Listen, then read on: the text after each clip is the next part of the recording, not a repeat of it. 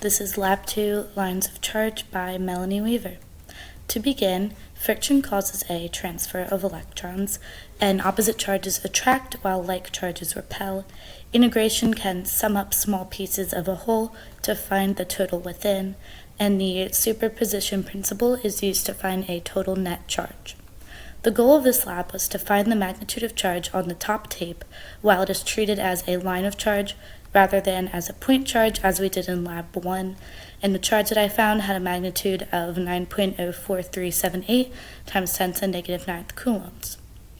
The experiment was the same one that we did in Lab 1, where you used friction to create charge on two tapes by ripping one tape off of another, giving the top tape a negative charge, then doing the exact same thing again so you have two negatively charged tapes, and then as shown in the figure, you put these tapes near each other to allow the top tape to float. The observations from this experiment were that the length was 18.5 centimeters, the mass was 0.185 grams, which is the same as Lab 1, and the distance between the floating tapes I found to be 1.8 centimeters, which was a little closer than the 2.1 centimeters that happened in Lab 1, and again, the U-tapes are both negatively charged. For more observations, since you know that the top tape is floating, the net force must be zero so that they each balance each other out. So as shown in the free body diagram, the electric force pointing upwards has the same magnitude of the gravitational force pointing downwards. For some calculations, to find the gravitational force, 0.001813 newtons, and the electric force is kqq over r squared, but since they're the same charge, it ends up being kq squared over r squared, with k being 1 over 4 pi epsilon naught, and you can plug these two values into each other to get that the charge when treated as a point charge is negative 8.079 times 10 to the negative 9th coulombs.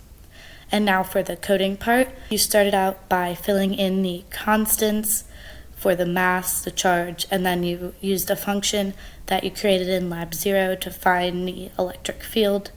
And then further on, you have to create the scale factors and create the line charges to represent the tapes. So for the main part of the code was to create a nested for loop that calculates the electric force and electric field on the top tape due to the bottom tape. So the first for loop iterates. So the first for loop iterates through each of the point charges within the top line of charge, and the one nested within goes through each of the bottom charges. So altogether, it calculates for the top charge due to all the bottom. It integrates for the whole top charge based off of the little charges within.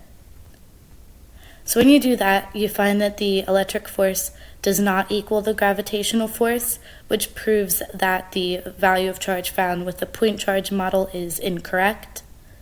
And this is the computational model I found once I found the proper charge.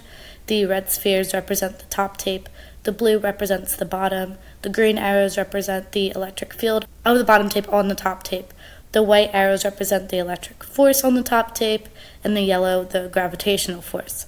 And as you can see, the two forces are now equal. So the assumptions that you had to make were to ignore air resistance on a moving object, and to assume that each U-tape had about the same charge evenly distributed, but you no longer treated it as a point charge.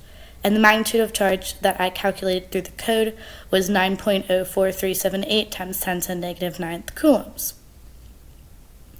For the questions, if you'd modeled each of the tapes as a single point charge like in the previous lab, as I said, the net force is no longer zero when you use the line charge calculations.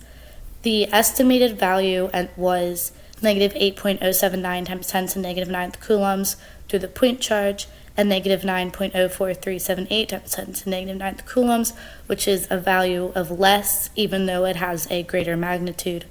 And why do they differ? The line charge takes into account the x value difference in position so that it shows all of the whole line, not just one point, and the line charge is more likely to be the real value because it's more similar to how the system actually is. To conclude, We observed the effects of electric force balanced with gravitational forces to make a tape float. We proved that opposite charges attract and like repel. We used our knowledge that unmoving objects have a net force of 0 from Newton's first law alongside our coding skills in Python in order to calculate the charge on the top tape due to a line charge formula. And we used superposition, and we found a more accurate value for the charge of the tape when treated as a line of charge rather than just a point charge. Thank you.